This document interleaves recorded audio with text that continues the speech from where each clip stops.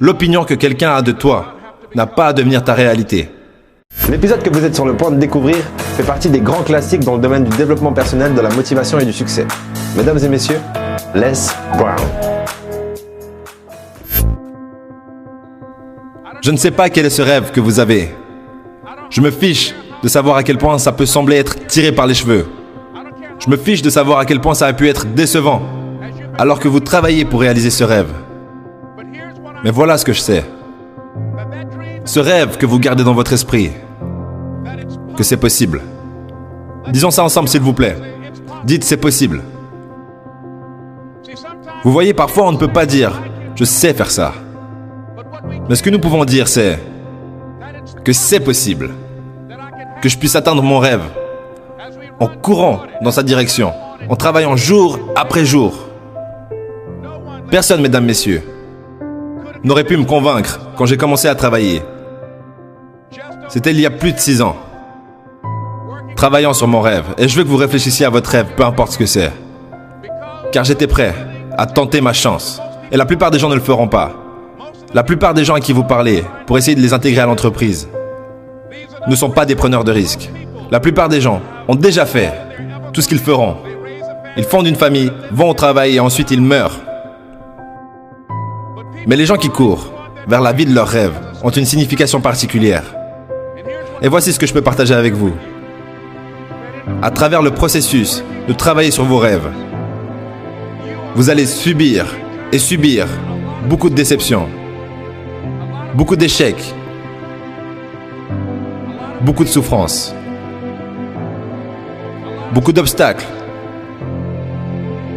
beaucoup de défaites.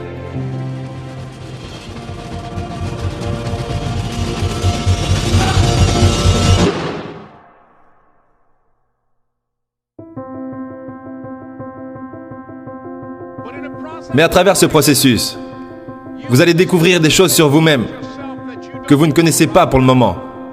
Ce que vous allez réaliser, c'est que vous avez de la grandeur en vous. Ce que vous allez réaliser, c'est que vous êtes plus puissant que tout ce que vous pouvez imaginer.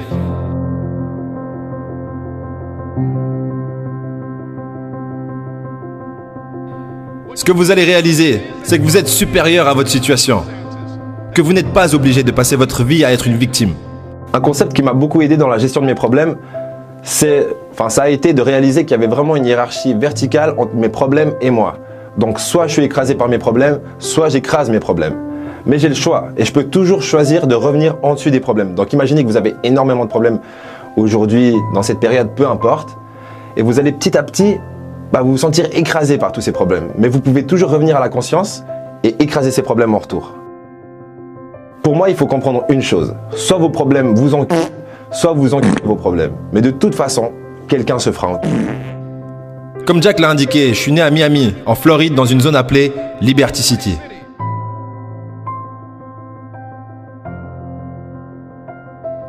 Dans un bâtiment abandonné sur un vieux sol dur. Avec mon frère jumeau. Nous avions 6 semaines. Nous avons été adoptés. Quand j'étais en CM2, j'ai été identifié comme étant arriéré mental qualifié éducable. On m'a passé de CM2 à CM1. Et je suis resté dans cette catégorie jusqu'à ma sortie du lycée. Je n'ai aucune formation universitaire. Mais un jour, j'ai rencontré un professeur au lycée qui a changé ma vie. J'attendais un autre élève et quand il est entré, il m'a dit « Jeune homme, allez au tableau et écrivez ce que je vais vous dire. » Et j'ai dit « Je ne peux pas faire ça, monsieur. » Il a dit « Pourquoi pas ?» J'ai dit « Je ne suis pas votre élève. » Il a dit « Ça n'a pas d'importance, suivez mes instructions maintenant. » J'ai dit « Je ne peux pas faire ça, monsieur. » Il a dit « Pourquoi pas ?» J'ai dit « Parce que je suis mentalement retardé. » Et il est venu vers moi depuis derrière son bureau. Il m'a regardé. Il a dit « Ne dis plus jamais ça. L'opinion que quelqu'un a de toi n'a pas à devenir ta réalité. »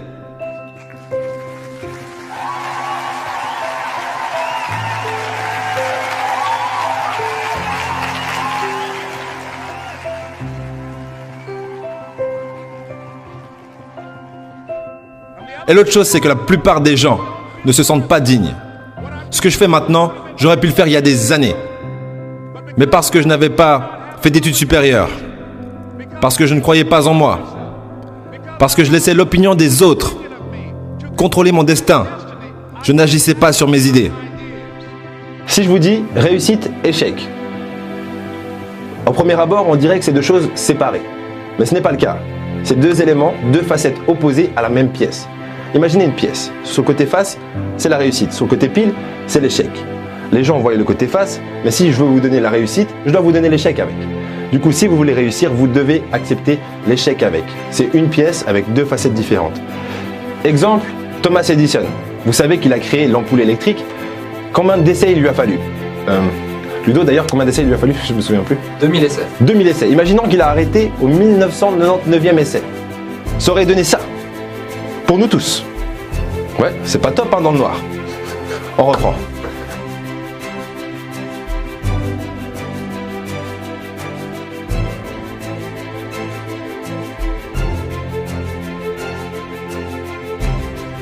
Alors je vous félicite.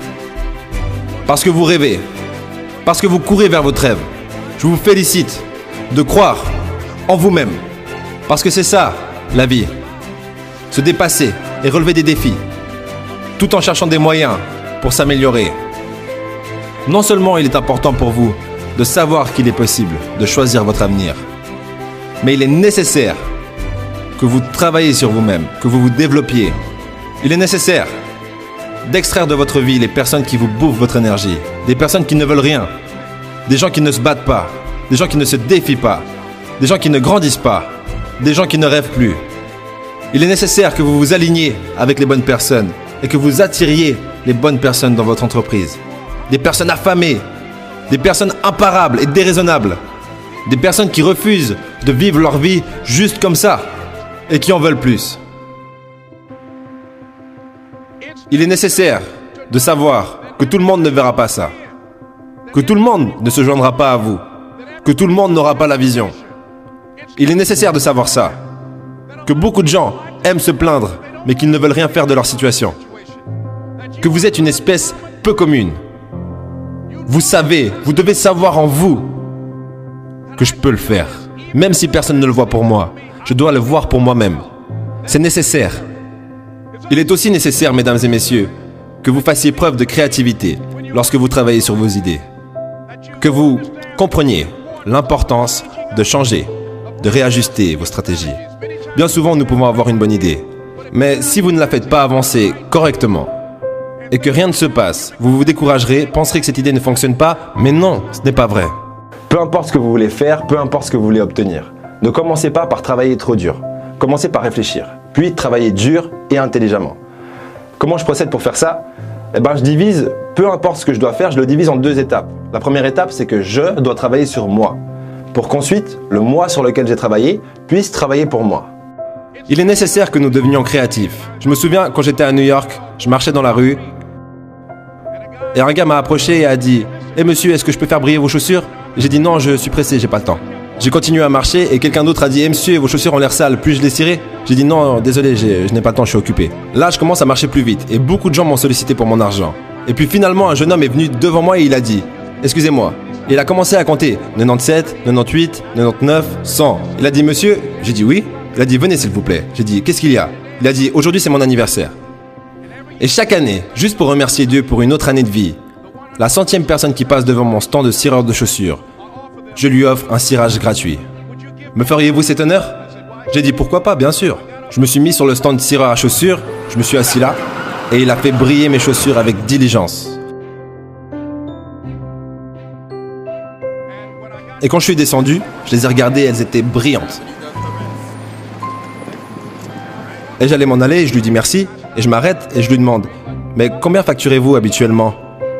Il dit « Seulement 2 $. » Je lui ai dit « Vous savez quoi, aujourd'hui c'est votre anniversaire. Voilà 5 $, gardez la monnaie. » Il a dit « Merci. » Et alors que je m'éloignais, en regardant dans la direction opposée, il a recommencé à compter. 97, 98, 99, 100...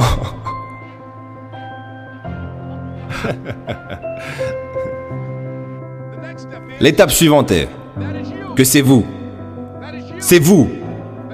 Et personne ne peut le faire pour vous à part vous. Et même si vous faites face à des déceptions, même si vous rencontrez des obstacles, cela va avec le territoire. Vous devez comprendre cela. Je me souviens quand je jouais avec mon fils de 9 ans, John Leslie, et que je l'ai battu 10 fois de suite à un